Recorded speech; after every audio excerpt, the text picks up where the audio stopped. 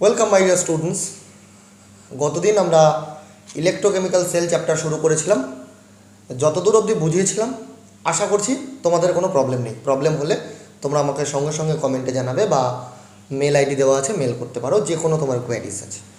আজকে আমরা electrode potential অর্থাৎ তড়িৎদ্বার বিভব এবং তার সৃষ্টির কারণ সম্পর্কে জানবো, অর্থাৎ ইলেকট্রোড পোটেনশিয়াল অ্যান্ড তার অরিজিন। দেখো, ইলেকট্রোড পোটেনশিয়াল বলতে আমরা কি বুঝি? কোনো একটা তড়িৎদ্বারকে বা মেটালের কোনো একটা রডকে যদি তার আয়ন সমন্বিত কোনো তড়িৎ বিশ্লেষ্য পদার্থের ভেতরে আমরা দ্রবীভূত করি। সাপোজ এটা আমার একটা মনে করো পাত্র,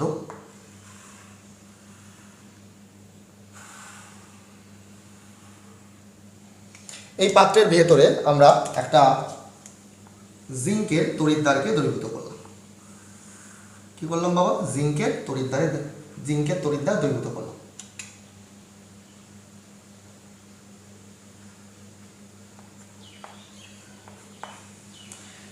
আর এর ভেতরে আমি কিছু তড়িৎ বিশ্লেষ্য পদার্থ নিয়ে নিয়েছি।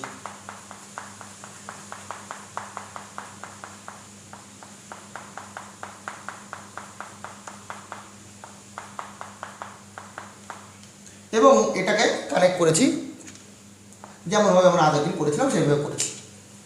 তা এই যে আমি জিঙ্কের তড়িৎদ্বারটা নিলাম, অর্থাৎ এটা যে আমি নিলাম জিঙ্কের তড়িৎদ্বার, এবং এই যে সলিউশন নিয়েছি এখানে, সেটা ধরে নিচ্ছি আমি ZnSO4। অর্থাৎ জিঙ্কের সাথে আমি কি নিয়েছি? জিঙ্কের সাথে ZnSO4 তড়িৎ বিশ্লেষ্য পদার্থটা আমি নিয়ে নিয়েছি এখানে। জিঙ্কটাকে ওর ভেতরে দ্রবীভূত করেছি। এখন এই মেটালের কিছু বৈশিষ্ট্য আছে। মেটালের বৈশিষ্ট্য হচ্ছে, মেটাল যখনই নিজের আয়ন সমন্বিত কোনো একটা তড়িৎ বিশ্লেষ্য পদার্থের ভেতরে দ্রবীভূত থাকবে, সাপোজ এখানে ZnSO4 এর ভেতরে Zn দ্রবীভূত আছে, তাহলে কি করবে? মেটাল নিজের উপরে একটা এক্সপেরিমেন্ট করবে। দেখছে আমি তো Zn আর আমার আয়নিতই তো সলিউশন আছে, মানে ও একটু সেই আদরে গদগদ হলো যে ও তো আমার পরিবারেরই সদস্য আছে। তো আমি কি করব? সেখানে জিঙ্ক কি করবে? এখান থেকে দুটো ইলেকট্রন ও ত্যাগ করবে এবং ত্যাগ করে Zn2 প্লাস 2e উৎপন্ন করবে। অর্থাৎ এটা একটা জারণ বিক্রিয়া সম্পন্ন হবে। জিঙ্কের ধর্ম কি? যে যদি ওর আয়ন সমন্বিত কোনো আমি ইলেকট্রোলাইট নিই, মানে তড়িৎ বিশ্লেষ্য পদার্থ নিই, তাহলে কী করবে? জিঙ্ক থেকে Zn2 হিসাবে, অলরেডি Zn2 হিসাবে ZnSO4 এর ভেতরে আছে। এর ভেতরে কে কে আছে? Zn2 আর কে আছে? SO4 2- এইভাবে আছে। তো জিঙ্ক কী করবে? দুটো ইলেকট্রন ছাড়বে আর Zn2 রূপে এর ভেতরে এসে ডিপোজিট হওয়া শুরু করবে। অর্থাৎ এর ভেতরে Zn2 আয়নের কনসেন্ট্রেশন কী হবে বাবা? বাড়তে থাকবে। তাহলে আমি এই যে ধর্মটা, মেটালের এই যে ধর্ম, যে নিজের আয়ন সমন্বিত কোনো সলিউশনের ভেতরে যদি দ্রবীভূত করা হয়, তাহলে ওখান থেকে Zn থেকে আয়ন অর্থাৎ Zn2 অর্থাৎ Zn দুটো করে ইলেকট্রন ছাড়বে আর Zn2 রূপে মিডিয়ামে যাবে। একে বলা হয় ইলেকট্রোলাইটিক সলিউশন প্রেশার বা ধাতুর দ্রবণ চাপ। ধাতুর দ্রবণ চাপ এই টার্মটার সাথে খুব ভালো করে তোমরা পরিচিত হও। কি বললাম? Electrolytic solution pressure. ইলেকট্রোলাইটিক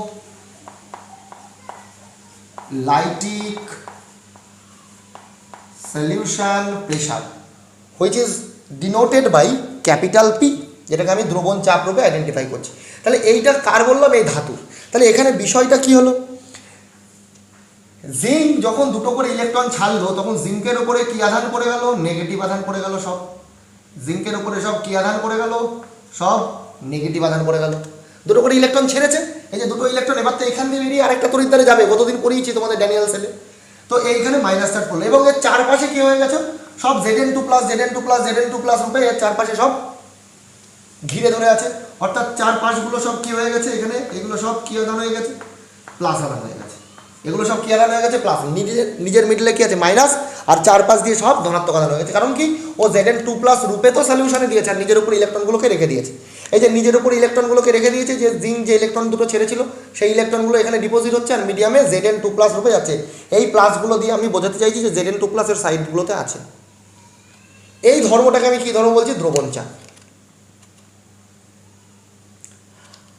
আবার ও যখন এটা করবে, সঙ্গে সঙ্গে আরেকটা ঘটনাও ঘটবে। অর্থাৎ আমি বললাম মেটালকে যখন আমি ওর ভেতরে দেবো, মেটাল কি করবে, মেটাল প্লাস প্লাস ইলেকট্রন উৎপন্ন করে সলিউশনের ভিতরে ঠেলে দেবে। আর সলিউশন কি করবে, নিজের ভেতরে থাকা M প্লাস আয়নকে এর উপরে থাকা ইলেকট্রনের সাথে বিক্রিয়া করে ও আবার মেটাল রূপে মেটালের উপরে আবার ডিপোজিট করবে। পুরো একে অপরের বিপরীত ঘটনা। কখনো মেটাল ইলেকট্রন দিয়ে M প্লাস রূপে সলিউশনে পাঠাচ্ছে, কখনো M প্লাস ধাতুর উপরে পাঠিয়ে দিচ্ছে, বলে ওর উপরে ইলেকট্রন আছে যা আমার উপরে পাঠাচ্ছিস, আমি আবার তোর উপর দিকে ঠেলে দিলাম। মানে ও ঠেলছে ওর মতন করে, ও ঠেলছে ওর মতন করে, একে অপরের সাথে বিক্রিয়াগুলো চলতে থাকছে। তাহলে আমি যে সেকেন্ড কন্ডিশনটা বললাম, সাপোজ সেই সেকেন্ড কন্ডিশনটা বোঝানোর জন্য আরেকটা ছবি আমি আঁকি।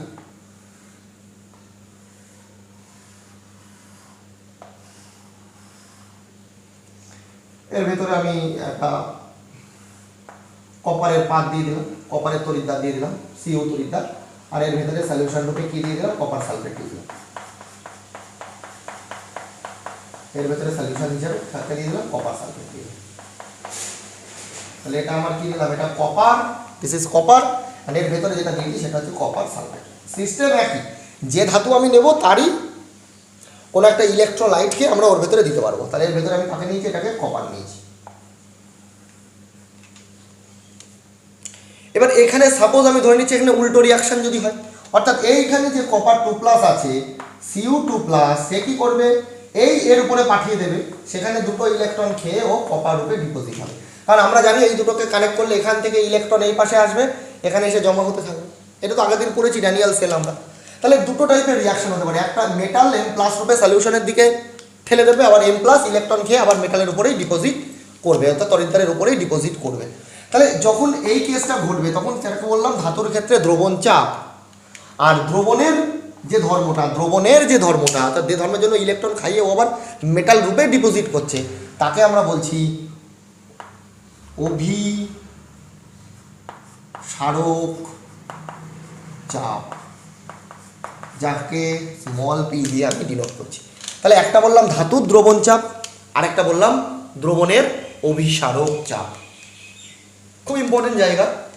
তাহলে এইখানে ব্যাপারটা কি হলো, জিঙ্ক যে দুটো ইলেকট্রন ছাড়ছিল, ইলেকট্রনের চারপাশে ও কী হচ্ছিল, প্লাস আধান রূপে ডিপোজিট হয়েছে। এখন যদি, আর এই ক্ষেত্রে কী হবে, এই কপার 2+, এর ভেতরে কপার 2+ আছে, ভালো করে বোঝো, এর ভেতরে Cu2+ আছে, ও কী করছে, এর উপরে পাঠিয়ে দিচ্ছে, অর্থাৎ এইখানে কি আছে, এটা পুরো this is your Cu copper, Cu2+ solution থেকে কোথায় চলে যাচ্ছে, Cu2+-এ, কপারের উপরে। আর এখানে এসে কে জমা হয়েছে, এখান থেকে আগত ইলেকট্রনগুলো এখানে এসে জমা হয়। তো এইখানে এসে জমা হয়ে Cu2+ দুটো ইলেকট্রন খেয়ে কপার রূপে ডিপোজিট, অর্থাৎ এইখান থেকে Cu2+ বেরোচ্ছে, কপার রূপে এখানে ডিপোজিট হচ্ছে, আর এখানে জিঙ্ক Zn2+ রূপে সলিউশনের ভিতরে চলে যাচ্ছে।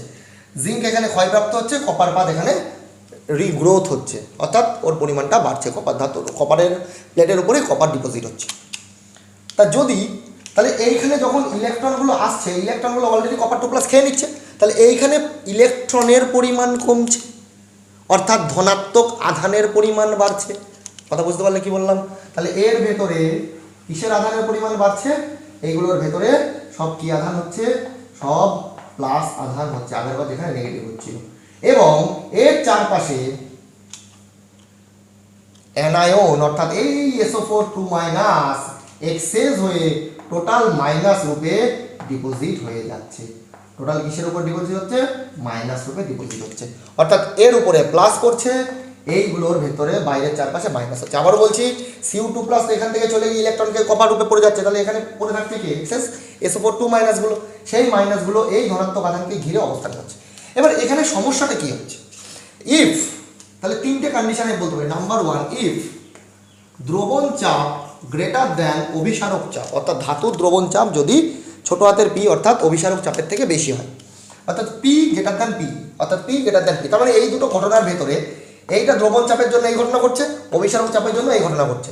দ্রবণ চাপের জন্য কি হচ্ছে, মাইনাস ইলেকট্রনগুলো তার চারপাশে Zn2+ এইভাবে চেপে ধরে বসে আছে, আর এখানে কি হচ্ছে, মিডিলে প্লাস ধাতুর উপরে, এবং তার চারপাশে ইলেকট্রন দিয়ে মাইনাস দিয়ে আমি ডিনোট করছি। মানে তাহলে এইখানে যদি P গ্রেটার দ্যান P হয়, তাহলে এই আধানকে ঘিরে দেখ, এখান থেকে Zn2+ রূপে সলিউশনে যাচ্ছে, মাইনাসকে চারপাশে প্লাস প্লাস প্লাস দিয়ে পুরো ঘিরে ধরছে, অর্থাৎ এইখানে টোটাল সলিউশনটা ধনাত্মক আধানগ্রস্ত হয়ে যাচ্ছে। তখন আর কি হবে, এখান থেকে আর ফার্দার কোনো ইলেকট্রন ছেড়ে জিঙ্ক Zn2+ রূপান্তরিত হবে না, যার জন্য আগের দিন ড্যানিয়াল সেলের ক্ষেত্রে এরপরে সল ব্রিজ নিয়ে আলোচনা করেছিলাম, যে সল ব্রিজ দিলে আবার Zn2+ রূপে যাবে, গত দিনের লেকচার ছিল।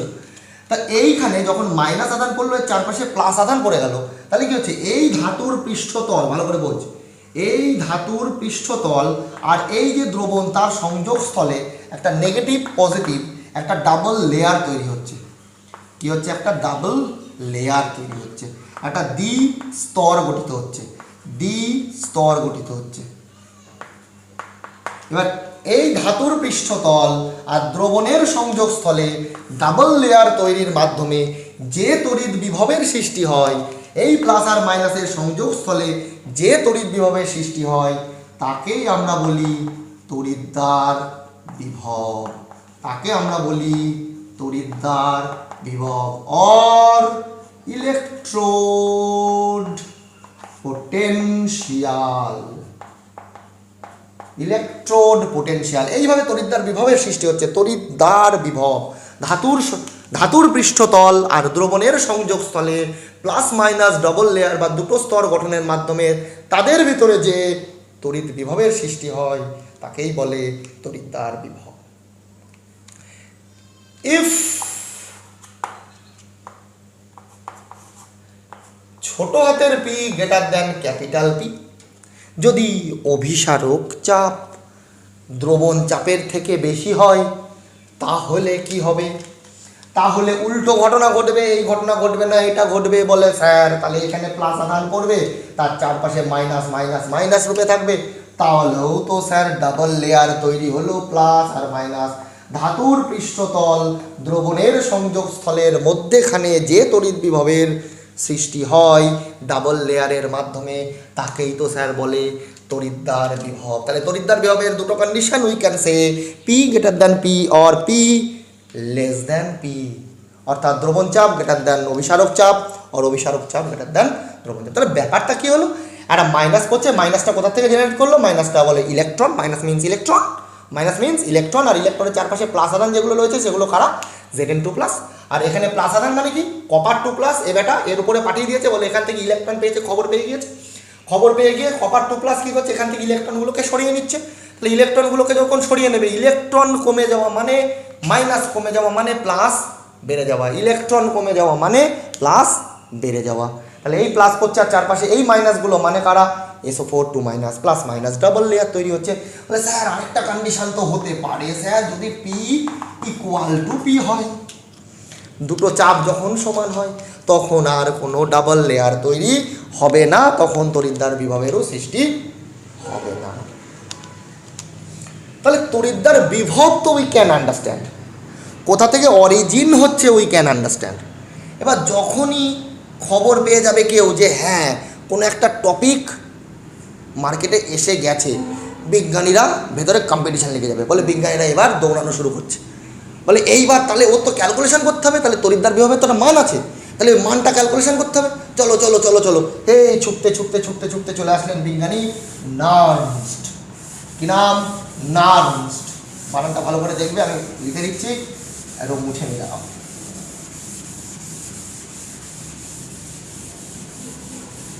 যখনই কোনো কাজ হবে সঙ্গে সঙ্গে বিজ্ঞানীরা ছুটিয়া চলিয়া আসিবে এবং আসিয়া নিজেদের নাম সুনাম করার চেষ্টা করবে। নার্নস্ট,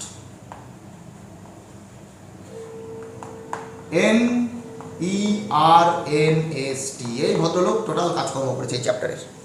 এই ভদ্রলোকের কৃতিত্ব অপরিসীম। হ্যাঁ এসেছিল দৌড়ে দৌড়ে খবর টবর পেয়ে, কিন্তু এর কাজ কিন্তু অপরিসীম। এখন এই যে তড়িৎদ্বার বিভবের আমরা কথা বললাম, তাহলে তড়িৎদ্বার বিভব কোন কোন বিষয়ের উপর ডিপেন্ড করে। নাম্বার ওয়ান, এক নম্বর কথা, যে তড়িৎদ্বারে আমরা কাজ করছি, যে ধাতুটাকে আমি তড়িৎদ্বার হিসেবে ব্যবহার করেছি তার প্রকৃতির উপর নির্ভর করবে। অর্থাৎ যে তড়িৎদ্বারটা আমি নিয়েছি তার, অর্থাৎ এইভাবে একটা তড়িৎদ্বার নিয়েছিলাম, সেই তড়িৎদ্বার সেই ধাতুর মানে যে তড়িৎদ্বারটা আমি নিয়েছি তার প্রকৃতির উপর ডিপেন্ড করবে, এক নম্বর।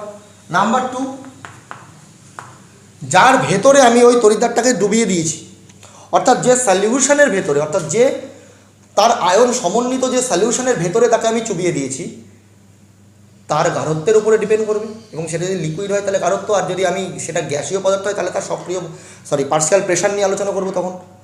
যেটার ভেতরে আমি চুবিয়ে দিই, যেমন জিঙ্কে ZnS উপরে চোয়ালাম বা কপারকে কপার সালফেটের মধ্যে দ্রবীভূত করলাম, তাহলে জিঙ্কের উপরে যদি ডিপেন্ড করে, কপারের উপরে যদি ডিপেন্ড করে, তাহলে ZnSO4 বা CuSO4 এর উপরেও ডিপেন্ড করবে সেম ভাই, তাদের গাঢ়ত্বের উপর ডিপেন্ড করবে। আর যদি আমি গ্যাস হয় তাহলে সেক্ষেত্রে তার পার্শিয়াল প্রেশারের উপর ডিপেন্ড করবে।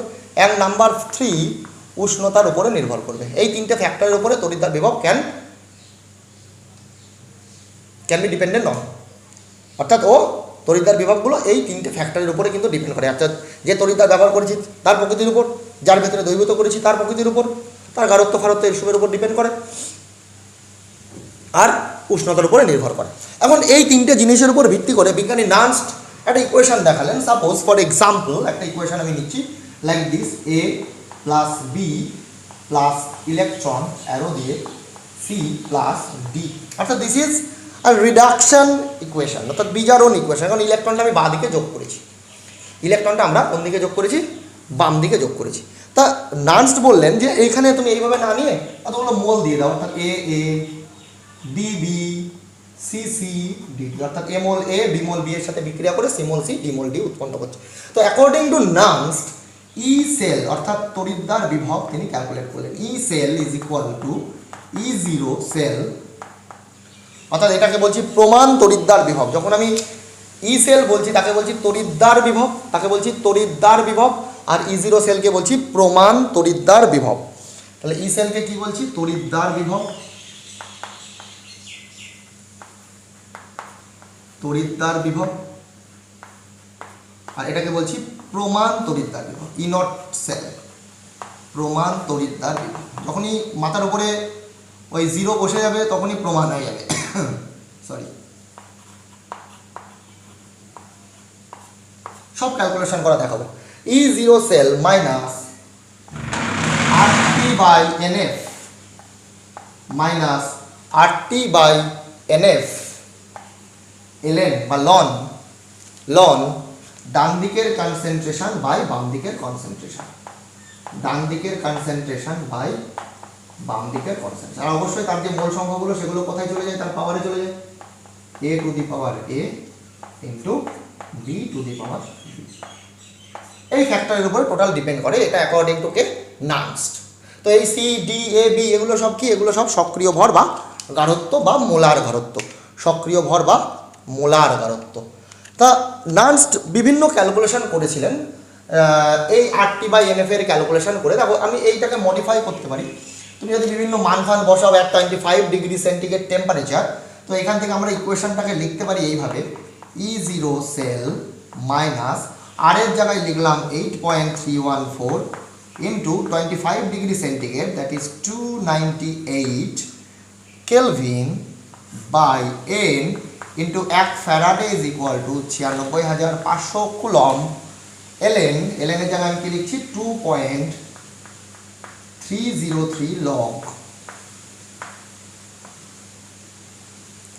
এলএন থেকে লগে নিয়ে যেতে গেলে 2.303 দিয়ে গুণ করতে হয়, by into concentration of C to the power C, অর্থাৎ রাইট হ্যান্ড সাইডের কনসেন্ট্রেশন বাই লেফট হ্যান্ড সাইডের কনসেন্ট্রেশন। যে নিয়ম ছিল সেই নিয়ম, এর কোনো বিপরীত মানে আলাদা কিছু নেই। তো এইটাকে যদি ক্যালকুলেশন করি এন বাদ দিয়ে, তাহলে আমি পাই E0 cell minus 0.059 divided by n log of concentration of right hand side যা লিখেছি C to the power C into D to the power D by concentration of A to the power A into B to the power B. This is the final equation. আমরা each time প্রত্যেকবার আমরা এই ইকুয়েশনই ব্যবহার করব, এর বাইরে কোনো equation আমরা ব্যবহার করব না। এর বাইরে আর কোনো ইকুয়েশন আমরা ব্যবহার করব না। তো এই ইকুয়েশনটাকে কপি করো, এগিয়ে নিয়ে যাচ্ছি তোমাদেরকে নেক্সট টপিকে। যাই হোক, ওই তড়িৎদ্বার বিভবের ইউনিটটা একটু মনে রেখো, ইউনিটটা হচ্ছে ভোল্ট, ভোল্ট ইউনিটে ব্যবহার করা হয়।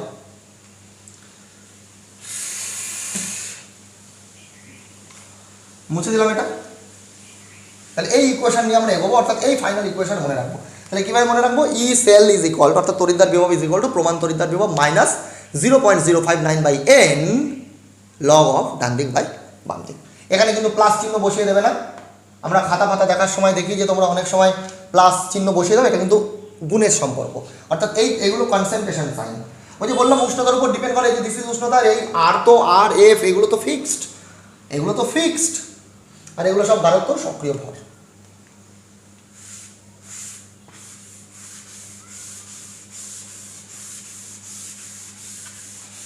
এখন দেখো তড়িৎদ্বার বিভব যেটা নিয়ে আমরা আলোচনা করছি, তড়িৎদ্বার বিভব অ্যাকচুয়ালি দুরকমভাবে হতে পারে। এক হচ্ছে জারণ বিভব, দুই হচ্ছে বিজারণ বিভব। কারণ জারণ বিক্রিয়া বিজারণ বিক্রিয়া হতে পারে। তাহলে তড়িৎদ্বার বিভবকে টোটাল দুই ভাগে ভাগ আমি করে নিচ্ছি। এক হচ্ছে জারণ বিভব, অক্সিডেশন পোটেনশিয়াল, অ্যান্ড বিজারণ বিভব। আমরা ম্যাক্সিমাম ক্ষেত্রে এই বিজারণ বিভবের উপরেই বেশি আলোকপাত করব, জারণ বিভবের উপরে আমরা খুব বেশি আলোকপাত করব না। না বিজারণ বিভব স্যার আমরা জারণ বিভবের উপর করব, কিন্তু অ্যাকচুয়ালি তোমরা যখনই করবে তখন বিজারণ বিভবের উপরে ফোকাস করার চেষ্টা করবে। ম্যাক্সিমাম সমস্ত ক্যালকুলেশন সব বিজারণ আকারে, কারণ এক্ষুনি নার্স যে বিক্রিয়ার উপরে কাজ করেছেন তুমি দেখে নিলে সেটা কিন্তু একটি বিজারণ বিক্রিয়া। হ্যাঁ, জারণ বিক্রিয়ার ক্ষেত্রে তাহলে কি নার্স ইকুয়েশন প্রযোজ্য নয়? অবশ্যই প্রযোজ্য, আমি দুটো ক্ষেত্রে দেখাবো তোমাদের। তো তোমরা সবসময় জন্য চেষ্টা করবে বিজারণ বিভব। অ্যাকচুয়ালি কি হয়, জারণ বিভব is equal two minus of বিজারণ বিভব, জারণ বিভব is equal two minus of বিজারণ বিভব। তাহলে জারণ বিভব কাকে বলে? তাহলে কোনো একটা জারণ বিক্রিয়ার জন্য যে বিভবের সৃষ্টি হয় সেটাই জারণ বিভব, বিজারণ বিক্রিয়ার জন্য যে বিভবের সৃষ্টি হয় সেটা বিজারণ বিভব।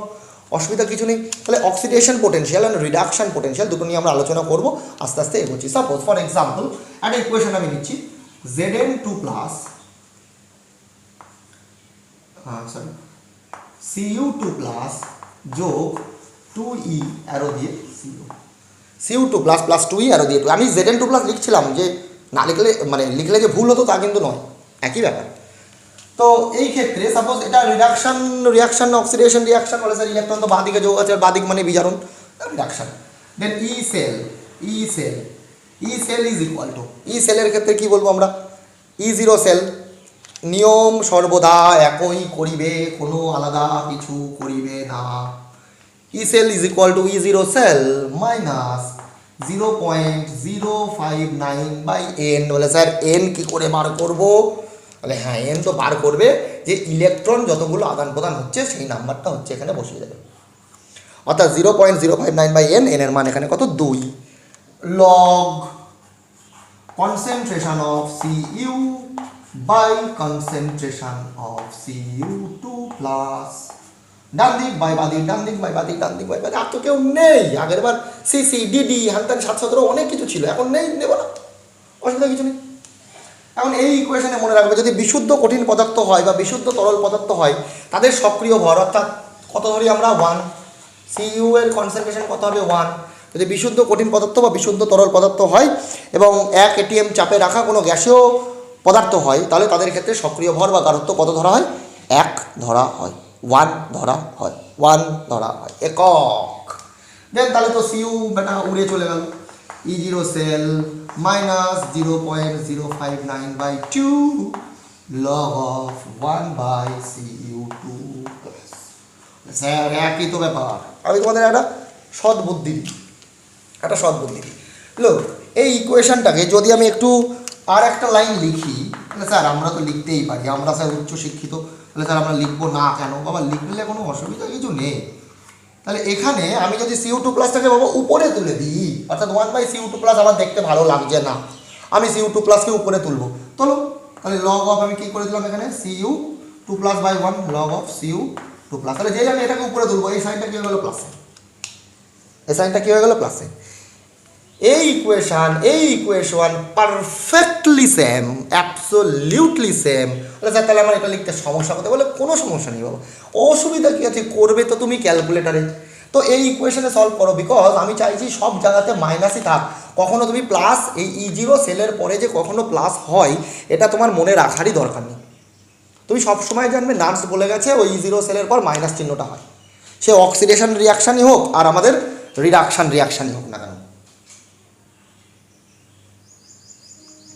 যাই হোক না কেন আমি এখানে মাইনাস চিহ্নটা দেবো। তাহলে এই প্লাস চিহ্ন তাহলে আমার পরীক্ষার সময় দেখো, এখন তুমি ইলেকট্রোকেমিক্যাল সেল বলছো, এরপরে যখন পুরো সিলেবাস শেষ হয়ে যাবে তখন তো physics, chemistry, math, biology, Bengali, English প্রত্যেকটা সাবজেক্ট চলে আসবে। তখন এই পার্টিকুলার একটা জিনিসের জন্য মনে রাখা সম্ভব? পরীক্ষার সময় কনফিউজ, আরে মাইনাস হবে না প্লাস হবে তো মনে করতে পারছি না। তো ওই জন্য বলছি এই মাইনাস থেকে প্লাস এই ব্যাপারটা ভাবারই দরকার নেই। আর যদি কোনো প্রবলেম না হয় অবশ্যই ভাবতে পারো, আমি সবার জন্য বলছি। তাহলে এই অবস্থায় আমি CO2 প্লাসের গাঢ়ত্ব বসিয়ে দেবো, E0 সেলের মান বসিয়ে দেবো, করে ফেলো। বলো স্যার E0 সেলের মান কত? আসছে, সব আসবে এক এক করে। তাহলে ইকুয়েশন এইভাবে আমরা করতে পারি। দেখো আমি এবার একটা সরি অক্সিডেশন রিয়াকশন নিচ্ছি, সাপোজ Zn অ্যারো দিয়ে Zn2 প্লাস যোগ 2E, এটা তো অক্সিডেশন রিয়াকশন। আমি বলতে পারি এখানে ই সেলের উপরেরটা কি লিখতে পারতাম? রিডাকশন। এবার কি লিখলাম? E oxidation is equal to E0 oxidation cell, আর আমি E0 সেল লিখলাম। কি বলেছি? যেটাই জারণ বিভব সেম। যদি জারণ বিভব কোনো জায়গায় দেওয়া থাকে তাহলে বিজারণ বিভবে কনভার্ট করে নেবে। আমি তোমাদের কোনো কনফিউশনে আনছি না। আমি E cell is equal to E0 cell লিখলাম minus 0.059 by number of N2 log of concentration ডান দিক Zn2 plus by concentration of বাম দিক Zn। ইকুয়েশন যেমন ছিল তেমনভাবে লিখে দেবে, ও নিয়ে কোনো অত কিছু ভাবনা চিন্তা করার কোনো দরকার নেই। সাপোজ ফর এক্সাম্পল আরেকটা ইকুয়েশন নিয়ে নিই ছোট্ট করে, MnO4 minus plus 8H plus যোগ I think 5E Mn2 plus যোগ 4H2O. Suppose this is the reaction.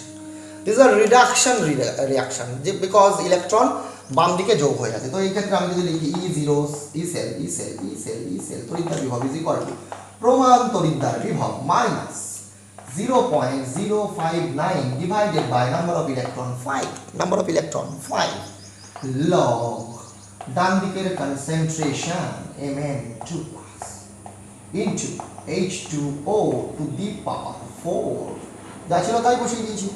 আমি আমার ইচ্ছা মতন কিছু বসাবো না, তোমরাও তোমাদের ইচ্ছা মতন কিছু করো না। By concentration of MnO4 minus into H plus to the power 8। একটু আগে একটা কথা আমি বলেছিলাম তোমাদেরকে যে E0 সেল তুমি লিখলা মাইনাস 0.059/5 লেখো। এই যে বাবা জল, বিশুদ্ধ কঠিন, বিশুদ্ধ তরল আর 1 atm চাপে রাখা কোনো গ্যাসের সক্রিয় ভর বা গাঢ়ত্বকে কত ধরা হয়? 1 ধরা হয়। তাহলে H2 out 1 to the power 4 is equal to 1। দেন উপরে পড়ে থাকলো log concentration of Mn2 plus by concentration of MnO4 minus into concentration of H plus to the power 8।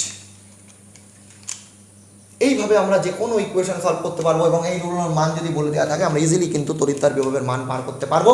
এবং তার জন্য আমাদের যেটা লাগবে সেটা আমাদের প্রমাণ তড়িৎদ্বার বিভব তথা প্রমাণ বিজারণ বিভব, প্রমাণ তড়িৎদ্বার বিভব তথা প্রমাণ বিজারণ বিভবের প্রয়োজন হবে। বলে স্যার কত বড় কথা বললেন, প্রমাণ তড়িৎদ্বার বিভব আর প্রমাণ বিজারণ বিভব কি একই?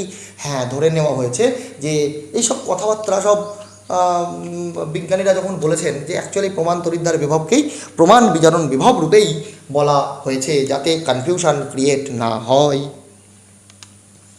বুঝে গেলাম? তাহলে আমরা তড়িৎদ্বার বিভব যখন করে ফেললাম, এবার আমরা চলে আসি এক এক করে ওই যে E0 সেল বাবা জীবনকে আমরা লিখেই যাচ্ছি সেটা নিয়ে একটু আলোচনা করি।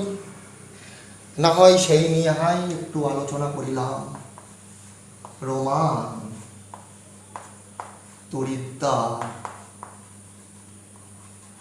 বিভব কি দিয়ে প্রকাশ করিয়াছি? E0 sell. তাহলে কি বলেছি একটু আগে? বিশুদ্ধ কঠিন, বিশুদ্ধ তরল আর ওই 1 atm চাপে রাখা কোনো গ্যাসের সক্রিয় ভর বা মোলার গাঢ়ত্বকে আমরা কত ধরেছি, বা পার্শিয়াল প্রেশারকে আমরা কত ধরেছি? 1 ধরেছি। বিশুদ্ধ কঠিন তরল ফল হলেই 1 করে দিবি, ওটা নিয়ে ঝামেলা নেই। মানে ওরা তোদের কাজটাকে অনেক বেশি সোজা করার চেষ্টা করেছে। চলো, equation we know that E cell is equal to E0 cell minus look 0.059 করে দিলাম by N লগ অফ কি বলেছিলাম concentration of C into concentration of D by concentration of A into concentration of B. Suppose reaction ধরে নিয়েছি এটা A plus B plus E arrow দিয়ে C plus D, সামনে এ এ বি বি লিখলাম, একই তো এক, অসুবিধা তো কিছু নেই। এখন যদি ইফ, দেখো কত easy, if the concentration term of all the reactant or product যতগুলো আছে প্রত্যেকের গাঢ়ত্ব যদি 1 হয়, ভালো করে বোঝ, if concentration of C সমান concentration of D সমান concentration of A সমান concentration of B সমান 1 হয়, 1 হয়, তাহলে এখানে পড়ে থাকলো কি এটা log 1, log 1 মানে কত 0, তাহলে এই 0 ইন্টু 0.059 বাই n টোটালটাই 0, অর্থাৎ এই পোর্শন টোটাল আউট যখন এটা 1, then we can say that E cell is equal to E zero cell, অর্থাৎ টেম্পারেচার কত ধরেছি at 25 degree C, already calculation করা হয়ে গেছে 25 ডিগ্রি সি ধরে, তাহলে 25 ডিগ্রি সেন্টিগ্রেড উষ্ণতায় যদি প্রত্যেকটার মোলার গাঢ়ত্ব বা সক্রিয় ভর যদি একক হয়, অর্থাৎ একক গাঢ়ত্বের হয়, তাহলে যে তড়িৎ বিভবের সৃষ্টি হয় তাকেই বলে প্রমাণ তড়িৎদ্বার বিভব, E zero cell is equal to cell, অর্থাৎ এদের একক গাঢ়ত্বে 25 ডিগ্রি সেন্টিগ্রেড উষ্ণতায় যে তড়িৎ বিভবের সৃষ্টি হয় বা যে তড়িৎদ্বার বিভবের সৃষ্টি হয় তাকেই বলে প্রমাণ তড়িৎদ্বার বিভব। If this is 1 then whole the term is cancelled, become 0, so E cell is equal to E zero cell, then E zero cell is equal to E cell, তো এই E cell টাকেই তখন আমরা কি বলবো E zero cell, অর্থাৎ যে তড়িৎদ্বার বিভবের সৃষ্টি হবে তাকেই আমরা বলবো প্রমাণ তড়িৎদ্বার বিভব, যেটাকে বলা হয় প্রমাণ বিজারণ বিভব। তাহলে খাতায় অবশ্যই নোট ডাউন করে নেবে, প্রমাণ তড়িৎদ্বার বিভবকেই বলা হয় প্রমাণ তড়িৎদ্বার বিভবকেই বলে প্রমাণ বিজারণ বিভব, প্রমাণ বিজারণ বিভব। সবসময়ের জন্য যখনই লিখবো তখন আমরা বিজারণ বিভব আকারেই লিখবো। সাপোজ প্রশ্ন করলো যেমন E0 CU 2 plus slash CU, এটা স্ল্যাশ হয়, এটা অ্যাকচুয়ালি একটা উল্লম্ব রেখা, মানে এই দুটো ফেজকে ডিফারেন্সিয়েট করার জন্য একটা উল্লম্ব রেখা ব্যবহার করা হয়। বলবো একটু বাদে মানে পরের দিনের ক্লাসে হয়তো আমি এইগুলো নিয়ে আলোচনা করব, বলে দিল হয়তো যে কপারের প্রমাণ বিজারণ, আমি এতগুলো দেখ এইটা নিয়ে আমি এখন আলোচনা করিনি, তবুও আমি একটা কথা তোমাদেরকে বলছি যে প্রশ্ন দিল যে কপারের প্রমাণ বিজারণ বিভবের মান 0.34 ভোল্ট, কি বললাম কথাটা, কপারের প্রমাণ বিজারণ বিভবের মান 0.3 ভোল্ট, এই কথার অর্থ কি বলছি কত প্রশ্নটা, কপারের প্রমাণ বিজারণ বিভব 0.34 ভোল্ট বলতে কি বোঝো? Standard reduction potential, standard reduction potential, sorry, যে কপারকে যদি 1 মোলার গাঢ়ত্ব বিশিষ্ট Cu2 প্লাসে দ্রবীভূত করি, ওই যে বলেছি সবার গাঢ়ত্ব সেম হতে হবে, কপারকে Cu2 প্লাসের 1 মোলার গাঢ়ত্বের ভেতরে যদি দ্রবীভূত করি, অর্থাৎ কপারকে কপার সালফেটের ভেতরে যদি দ্রবীভূত করি, copper in copper sulphate, copper অর্থাৎ Cu ইন Cu2 প্লাস, অর্থাৎ কপারকে যদি আমরা 1 মোলার গাঢ়ত্ব সম্পন্ন Cu2 প্লাস দ্রবণে দ্রবীভূত করি, তাহলে যে তড়িৎ বিভবের সৃষ্টি হবে সেটাই হচ্ছে 0.34 ভোল্ট, বোঝা গেল? এখন যদি সেম প্রবলেম যদি আমাদের এটা দেয় কে সাপোজ আয়রনের ক্ষেত্রে মানে এফির ক্ষেত্রে প্রমাণ বিজারণ বিভবের মান -0.44 ভোল্ট, और জিঙ্কের ক্ষেত্রে প্রমাণ বিজারণ বিভবের মান -0.76 ভোল্ট, তার মানে কি বোঝাচ্ছে যে এফিকে যদি আমরা FeSO4 সলিউশনের ভেতরে দিই তাহলে যে তড়িৎ বিভবের সৃষ্টি হয় তার মান -0.44 ভোল্ট, और জিঙ্কে যদি আমি Zn2 প্লাসের ভেতরে দ্রবীভূত করি তাহলে মানটা হবে -0.76 ভোল্ট। এখন বাবা দুটো জিনিস ভাবার চেষ্টা করো, যে যখন আমি কপারকে কপার সালফেটের ভেতরে দ্রবীভূত করেছি, এটাই তো ফ্যাক্ট, তো আমি যখন লিখছি তখন এইভাবেও তো লিখতে পারতাম Cu2 plus or Cu2 plus উল্লম্ব রেখা Cu।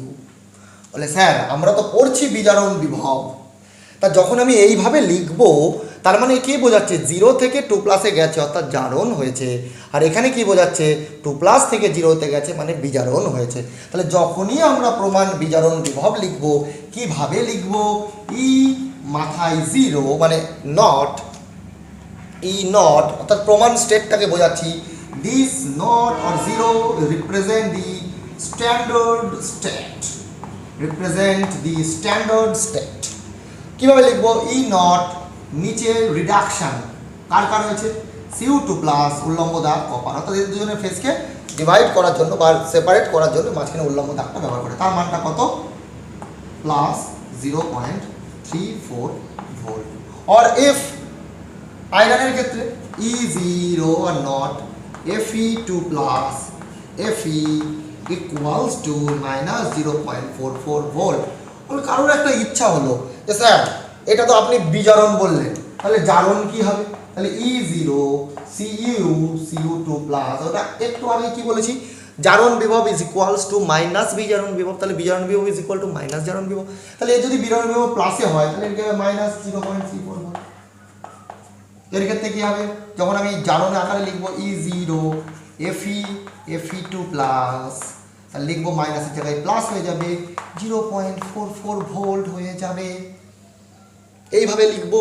তো এই প্লাস বা মাইনাসটা হচ্ছে কেন, এই প্লাস বা মাইনাসটা হচ্ছে দিস একমাত্র কারণ অ্যাকর্ডিং টু IUPAC সব কিছু যা কিছু বলছে সব এটা বলছে IUPAC international union of pure and applied chemistry বলছে যদি কোনো কিছু হাইড্রোজেন তড়িৎদ্বারের সাথে যুক্ত থাকে, কার সাথে যুক্ত থাকে হাইড্রোজেন তড়িৎদ্বার, কেন হাইড্রোজেন তড়িৎদ্বারই কেন ওকে ধরে নেওয়া হয়েছে, ওকে ধরে নেওয়া হয়েছে হাইড্রোজেন তড়িৎদ্বারের সাথে যে যুক্ত থাকবে তার উপরে ডিপেন্ড করে ওর মানটা কী হচ্ছে। যদি হাইড্রোজেন তড়িৎদ্বারের মানের উপরের দিকে থাকে তাহলে নেগেটিভ হবে, নিচের দিকে থাকলে পজিটিভ হবে।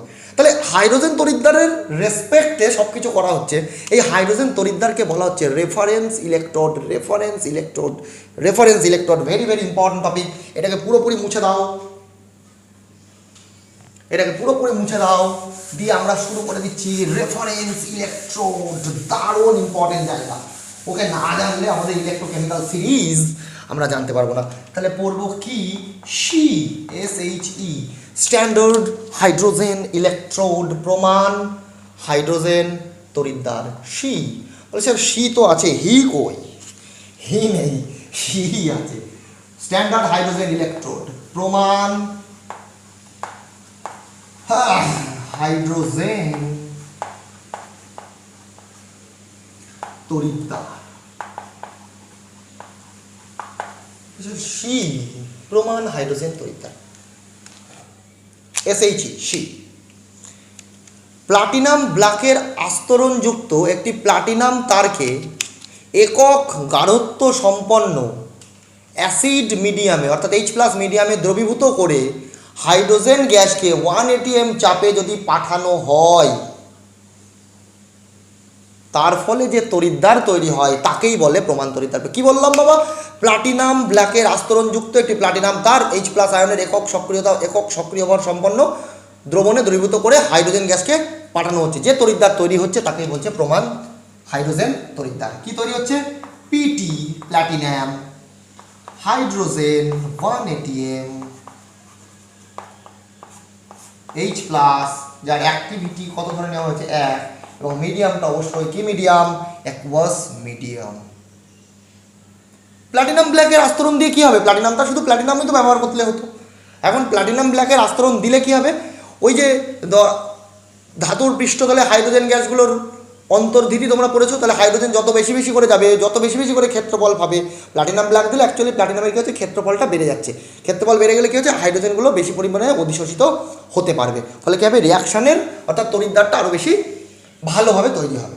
এখন এই যে হাইড্রোজেন তড়িৎদ্বার বা SHE এর দু রকমের রিয়াকশান ঘটে, কী কী, জারণ রিয়াকশান আর বিজারণ রিয়াকশান। কারণ একটা যখন সেল তৈরি হয় তখন তার ক্ষেত্রে দু রকমের সেল তো থাকে, একটা জারণ বিক্রিয়া হয়, একটা বিজারণ বিক্রিয়া। তাহলে আমি ফার্স্ট অফ অল জারণ অর্ধ বিক্রিয়াটা দেখি। জারণ হাফ সেল, জারণ অর্ধ বিক্রিয়া, জারণ অর্ধ বিক্রিয়া কি হচ্ছে, জারণ অর্ধ বিক্রিয়ায় half H2 ব্র্যাকেটে 1 atm অবভিয়াসলি কি উৎপন্ন করছে H প্লাস অ্যাকুয়াস যোগ E অ্যান্ড বিজারণ অর্ধবিক্রিয়া কি হচ্ছে H প্লাস অ্যাকুয়াস যোগ E হাফ H2 188। অর্থাৎ এইভাবে জারণ আর বিজারণ বিক্রিয়াটা সম্পন্ন হচ্ছে, এই প্রমাণ হাইড্রোজেন তড়িৎদ্বার। তাই এখন আমাদের কথা হচ্ছে যে কোনো রিয়াকশান করতে গেলে আমাদের মানে এই যে আমরা একটু আগে বলছিলাম না মানগুলো, কোনোটার ভ্যালু -0 +0.34, কপারের ক্ষেত্রে, আয়রনের ক্ষেত্রে -0.44, প্লাস মাইনাস, জিঙ্কের ক্ষেত্রে -0.76।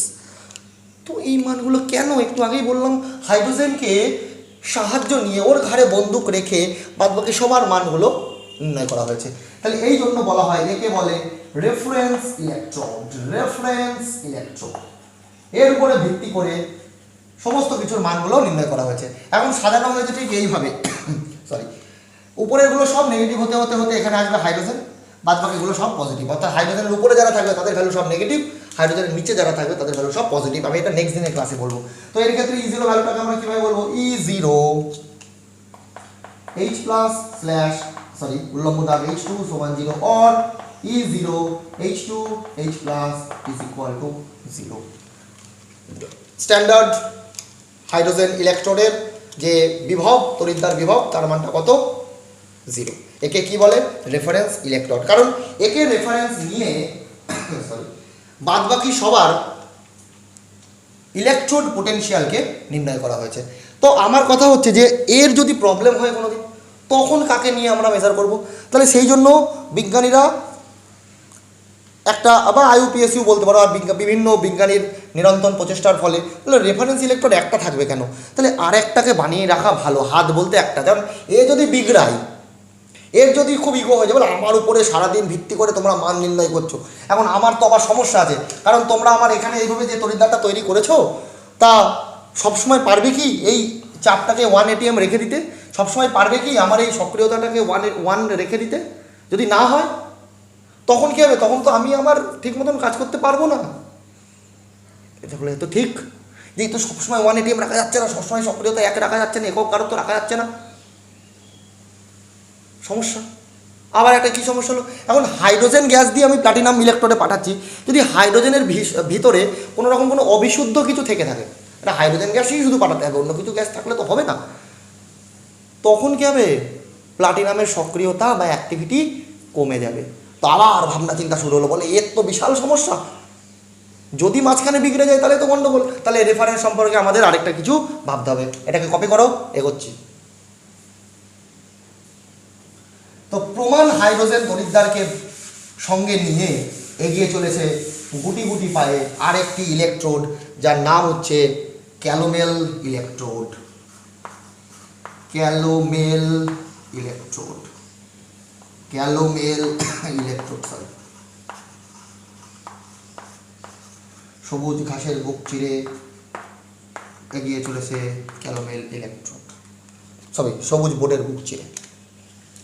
ক্যালোমেল শব্দের অর্থ কি? ক্যালোমেল হিসেবে কি ব্যবহার করা হয়? দেখো বাবা, মার্কারিকে নেওয়া হয়, মার্কারি কি হিসেবে থাকে? লিকুইড, তার সাথে থাকে সলিড মার্কিউরাস ক্লোরাইড, এটার নামই হচ্ছে ক্যালোমেল। Hg2Cl2, এটা কি? সলিড, তার সাথে থাকে KCl সলিউশন অ্যাকুয়াস। এই ক্যালোমেল নামটা এসছে দুটো কথা থেকে, ক্যালোস আর মেলাস। ক্যালোস শব্দের অর্থ হচ্ছে বিউটিফুল, অ্যান্ড মেলাস শব্দের অর্থ হচ্ছে ব্ল্যাক। এই Hg2Cl2 ক্যালোমেল অ্যামোনিয়ার সাথে রিয়াকশান করে একটা কালো রঙের যৌগ তৈরি করে, যেটা বিউটিফুলি ব্ল্যাক। মানে ব্ল্যাক তো বিভিন্ন রকমের হয়, কিছু গ্লেজি ব্ল্যাক থাকে, কিছু ফ্যাকাশে ব্ল্যাক থাকে, এটা একদম সুন্দর ব্ল্যাক, মানে খুব ভাইব্রেন্ট ব্ল্যাক, সেইখান থেকে নামটা হয়েছে বিউটিফুল ব্ল্যাক। অর্থাৎ ক্যালাওস আর মেলাস থেকে ক্যালোমেল। যাই হোক, এই Hg2Cl2 সংস্পর্শে থাকে, KCl এর ভেতরে দ্রবীভূত থাকে, এইভাবে ক্যালোমেল ইলেকট্রোড তৈরি করা হয়। যদি এটা কোনোদিনও খারাপ হয়ে যায় তাহলে কী হবে? এর রেফারেন্সের সাহায্য নেওয়া হবে। অবভিয়াসলি এর যে ইলেকট্রন পোটেনশিয়াল ভ্যালু সেটা একে সাহায্য নিয়েই বার করা যায়, মানে এ হচ্ছে টপ, একে সাহায্য নিয়ে একে বার করা হয়েছে, একেও রেফারেন্স ইলেকট্রন বিষয়ে ব্যবহার করা হয়। একে হাত বলতে একটা 11 নম্বর প্লেয়ারের বাদ দিয়েও একটা 12 নম্বর প্লেয়ার রেখে দেওয়া হয়। যদি 11 নম্বর প্লেয়ারদের ভেতরে কেউ যদি শরীর খারাপ হয়ে যায় তখন এটাকে ব্যবহার করা হয়। এখন এর যে সম্পূর্ণ কোষ বিক্রিয়াটা সেটাও একটু দেখে রাখতে পারো। Ag2Cl2 2E এর সাথে রিয়াকশন হচ্ছে 2Hg যোগ 2Cl মাইনাস, এইভাবে রিয়াকশনটা হয়। সুতরাং এইগুলো তোমরা একটু দেখে নাও, অবশ্যই এই অবধি তৈরি করে রেখো। পরের দিন আমরা ইলেকট্রোকেমিক্যাল সেল নিয়ে আলোচনা করবো। একটা ট্রিমেন্ডাস তোমাদের টেকনিক বলে দেবো, যেটা ফলে তোমরা ইলেকট্রোকেমিক্যাল সেল ইজিলি কিন্তু মনে রাখতে পারবে। দেখা হচ্ছে নেক্সট ভিডিওতে। Bye bye.